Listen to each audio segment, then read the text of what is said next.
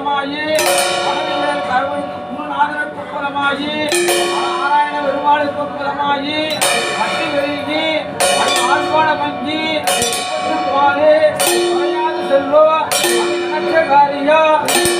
என்று சொல்லி அகநாதர் கொப்பளப்பட்டது ஆண்டிதாசர்களுக்கு கொடுக்கப்பட்டது ஆறாறு கொப்பளமாக காட்டி